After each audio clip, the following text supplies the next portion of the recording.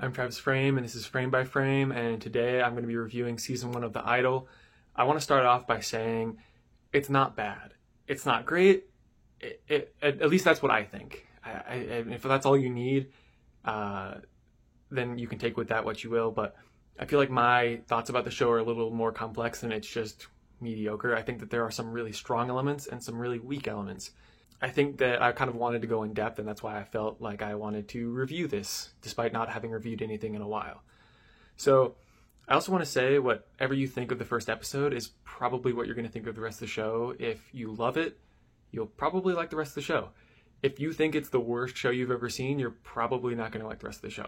And kind of with that, I think that whatever I say, if you gauge the first episode and you think differently than me, then that's probably more akin to how you're going to feel watching the show.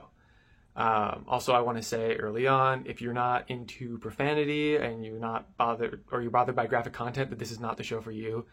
It is very provocative. It is incredibly uncomfortable in numerous instances throughout the show, and it does not lessen as the show goes on. So keep that in mind. If that's not your thing, then this is probably not the show for you. And to say that the show was polarizing would probably be a compliment, as it has been absolutely destroyed by critics and viewers. It was a problematic production that has clearly led to a problematic show that a lot of people have a lot of different opinions about. To kind of prepare for this review, I did a lot of reading of other reviews. I even watched another one of Sam Levinson's films to kind of get a better idea before actually talking about this. I've read Varieties and Independent and The Guardians.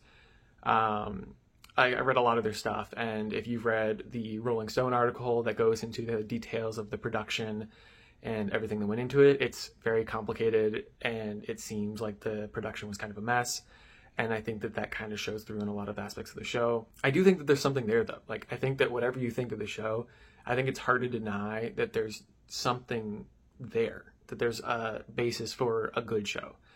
And I think that it's very possible that Amy Seimetz's version, for people that don't know, she was the original director and left after completing, I think I read, about 80% of the project.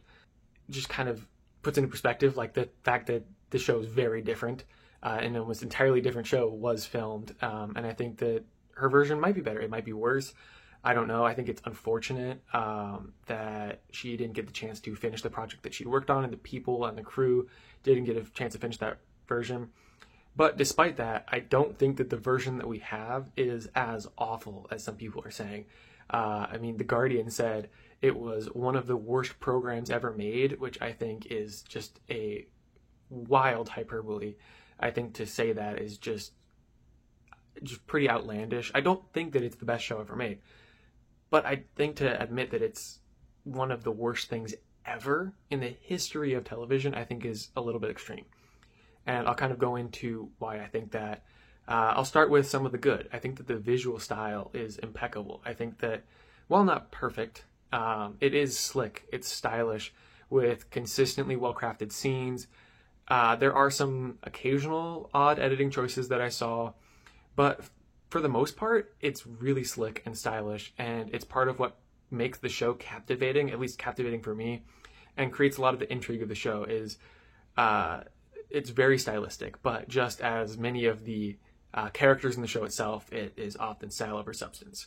Another positive is the performances. I think that Lily Rose Depp gives a fantastic performance throughout the show. She showcases a wide range of acting ability, showcasing a wide range of different emotions and feelings throughout the course of the show that I found to be incredibly impressive. I think that it's unfortunate because I think that her character definitely got diminished with the revisions based on what I read in the Rolling Stone article and kind of what reports seem. It seems like her character was a lot more prominent and more respected in the previous Seimetz version. And I think that that's really unfortunate because I do think that Depp gives a fantastic performance in the material that she's given, but I think that I would have loved to see her character get a little bit more depth. But with what she has, she does a great job. And then to go on to The Weeknd. So I know a lot of people are saying it's one of the worst performances they've seen, that it's awful. I think that same Guardian article wrote that it should be tried because it's a crime. I don't think it's that bad. I really don't. I think that it's being panned by people in the same way that Harry Styles' performance in Don't Worry Darling was panned, and I think that that's unfair. I feel like it's people that are just trying to tear down these performers that aren't perfect. I will say that the performance is not perfect. It is not always consistent, but I think that The Weeknd brings a talent to this performance. I think that there are moments that have been handpicked by social media to target his performance and only highlight the bad aspects of it and making him appear as though he is a trashy actor. The same thing was done with Harry Styles and Don't Worry Darling by a lot of people that never actually saw the full movies or the full show. And I think that that's unfair, regardless of what you think of the show, to do that to the performer.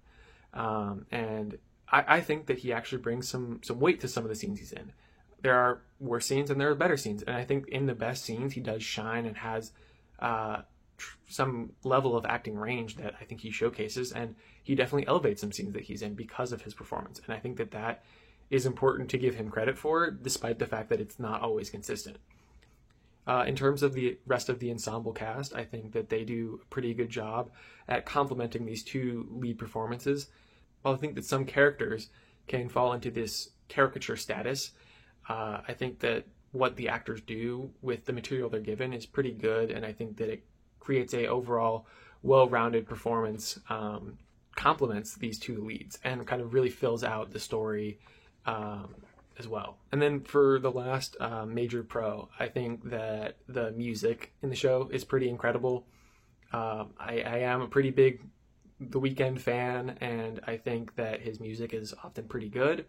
Not all of it has been my favorite, and just as with this show, not every song is a personal favorite of mine. If you're not a fan of The Weeknd's music, it's, again, probably not going to be your style. But I think that if you are, I think a lot of the songs that he has in here are really, really solid. And I think that he does a really good job throughout.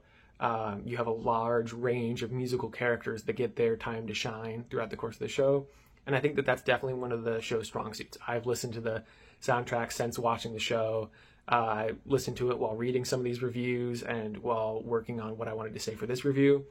And I think overall it's pretty good music, at least if you're into music like the show is presenting. Now, some songs have really dark subject matter and are not exactly enjoyable listens, but they kind of go with the themes of the show.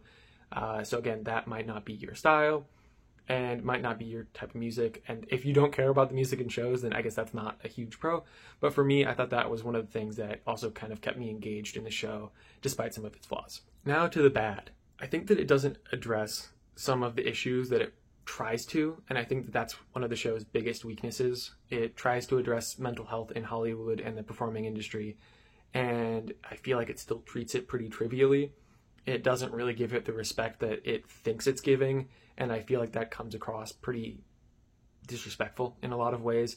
I think that it also comments on the sexualization of different stars and performers, while at the same time presenting the audience with a very sexualized portrayal of a character. And it seems like it wants to do a lot. I think that the show wants to address issues like this. It wants to be a commentary on Hollywood, on stardom, on music, and the industry as well. But it tries to do so much, and it really ends up doing nothing. I think that it's Levinson over his head. It's the writers and producers over their heads in trying to tackle a lot while not really caring about the subjects that they're trying to address, focusing more on other things. I think that oftentimes with things, you can have this graphic content that adds or reflects a lot of the themes or ideas that you're going for. If you've watched some of my other videos, especially the videos on Lars von Trier, you know that I've talked about a lot of how graphic content can be a part of a show or can be used as metaphor. And I think this show thinks it's doing that, but really is just using it as an excuse to make up for its lack of actual substance. It's trying to use these graphic situations as advanced metaphors that aren't really there. I think that it instead of actually doing anything, it seems to relish in its depravity rather than turn the tables on it or actually try to do anything real in terms of commentary on the world or the constructs of this industry. Like, it really is just kind of there just to be there. And I feel like almost entirely it just does that just to say that it can do that, just to be provocative. And I think that that kind of leads into the Sam Levinson problem. So I think at the core of these issues is Sam Levinson himself. I want to say I have not seen Euphoria, so I don't want to use that as point of reference. It's the big Sam Levinson project that I have not seen, but I have seen the entirety of this show, and I've seen Assassination Nation and Malcolm and Mary, which are two of his films. And I think that I, across those three projects, have run into a lot of the same issues with his filmmaking.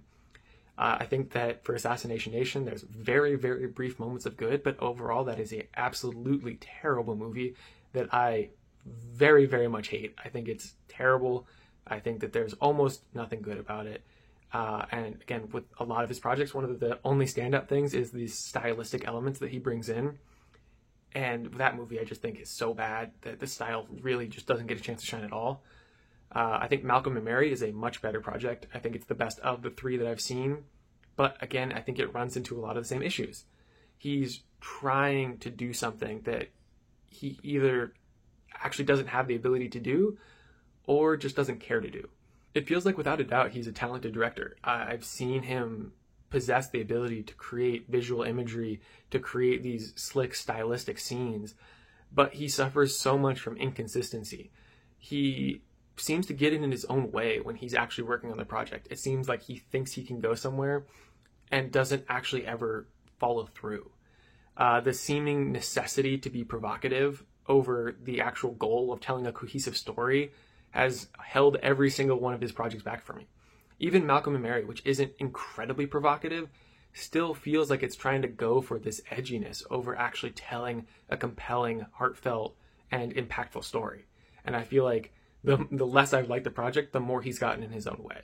And I think that that's a big thing with The Idol, is that he's trying to do this, but it never feels like he cares to actually follow through. It feels like he wants to have this commentary, but not put in the effort to actually do it. And I feel like that's a massive, massive flaw in his filmmaking that I've seen. Especially when you read about some of the issues with his productions, about him going over budget and kind of creating these sick narratives and adding on unnecessary provocative content. It feels like he is so driven to create headlines as opposed to create stories. And like I've said before, I don't think that there's anything wrong with being provocative, but you have to back it up with actual skill. You have to back it up with content that is supported by it, that is in conjunction with it. It can't just be provocative for the sake of being provocative. Then you get to be a filmmaker like Gaspar Noé, who has just a lot of content that doesn't say anything. And while I think that for that filmmaker, he has at least some things that say stuff, I think that Levinson has yet to really get there in any of the projects I've seen from him. And I think that's the main thing holding The Idol back, is it's going for headlines. It's going for these negative reviews from people he's trying to get a rise out of. And he gets it, but he's not getting any of the positive associated with actually making a good show. And it's frustrating because I think that there's something there for sure. My overall thoughts, it's not irredeemable. It's not this piece of garbage that a lot of people have made it out to be. But it's by no means a masterpiece. It is flawed and portraying flawed characters that are often poorly written. It's not always bad writing, but it's often unnecessary. It feels like it doesn't go anywhere. It feels like it doesn't develop these characters. It has so much style, but almost no heart or soul behind any of it that gives it meaning. It rarely surprised me and doesn't ever really subvert expectations as much as it thinks it does. It can be captivating, and it is, but ultimately it just feels like a wasted opportunity of something that could have been a lot more interesting. Because of this, I feel like it just ultimately feels like a letdown. It's not, for me, a waste of time, but it felt like a waste of resources and the way that it was put together, which is almost more disappointing because it's not this awful thing that feels like it has no meaning. It feels like it wants to have meaning and it feels like it could, but it just never achieves that. And I'd love to see what it was originally supposed to be, if that fixes some of these problems, if it gives it this deeper backstory, these more dynamic, more complex characters, that avoids some of this style over substance, this provocativeness over substance that Levinson has become known for. And for that, it's like, I can't really truly recommend the show because I don't think it's great. I'm not going to tell you never to watch it because I don't think it's bad. It's just, if you think it's your kind of show, you may as well try it out. If you don't, I don't think that you're missing out on a lot, unfortunately, which is just a bummer because I know a lot of effort was put into making this project. And I never want to completely pan anything, but it just ultimately kind of felt like a disappointment for me. Now for some spoilers, just because I have some comments that are more in depth on some actual things that are plot driven. Specifically the hairbrush storyline. If you've seen the show, you know what I'm talking about. It kind of goes to a place that just doesn't feel natural. It feels like it takes the entire arc of what the show's trying to do and kind of flips it around, but not in a subversive way, in just kind of a dumb way. It tries to make Jocelyn this like mastermind, but I feel like the whole time the show's building her up as this sympathetic character that we're trying to root for to get out of this toxic situation. And in the end, when she is just kind of revealed to be this kind of equally toxic manipulator, I feel like it kind of diminishes everything that we've seen her go through and how she's grown, how she pushed Tedros away. And then at the very end, when she accepts him back into her life, it doesn't feel triumphant. It just feels kind of gross to me. Like it doesn't feel like it was natural or like it was where the show was going. It feels like it was forced to kind of just be nihilistic and negative and say that, oh no, both these characters are disgusting, kind of manipulating people. And I'm like, I just don't feel like that's the natural progression of what the show was going for. It felt like it was a critique of Hollywood and how you have characters like Tedros and people like Tedros that are manipulating her and her agents and her managers that are these kind of toxic people in her life that are just not good for her and that have kind of created her into something that she never wanted to be. And then when you kind of go to the end and you establish her as this master manipulator, it kind of takes away her character's progress. And I felt like that was just a massive letdown. And it seems like a lot of that is because of Levinson and the direction he wanted to take the show. It feels really disappointing because it feels like it wants to go and make her this awesome character who's grown and who's pushed away these toxic aspects of her life and become this strong, independent character who ultimately has become stronger because of the things that she's gone through in her life. And I think that that would have been a much more compelling show and a much more compelling ending. And I think that that would have redeemed the show in a lot of ways for me. I think that's one of my biggest issues with the show, outside of the blatant provocativeness for just the sake of being provocative and the lack of actual substance, is the fact that they completely waste the character of Jocelyn and her entire arc because they're trying to be subversive. And it's not subversive, it's just dumb because it just ruins her as a character. It takes away all of the progress that she makes throughout the course of the show and ultimately just leaves a sour taste in your mouth because it leaves you thinking, what was the purpose? What was the purpose of the show that I just watched? And I think that for me, that was what really left a sour taste in my mouth, because it's like, at least for the most part, the show felt like it was going somewhere. It felt like, although the substance isn't really there, at least it felt like there was a progression, that there was leading to some big thing. And I think the big thing just didn't work for me. It might work for other people, but for me, it really kind of damaged the way I will think about the show. If there is a season 2 and they go somewhere with this, I would be curious to see where they go with that. And I probably would be interested in watching that. But I'm not going to rush out to see that because of how I feel about this ending. And I feel like because of that, it's just, again, another reason why I can't really recommend the show. So if you liked The Idol, I completely understand. If you hate it, I also understand. And I think that especially this ending is pretty toxic, and I understand why it's pretty contentious. So those are some of my thoughts with spoilers about why I felt the ending really tarnished the show. So hope you enjoyed the review. Thank you.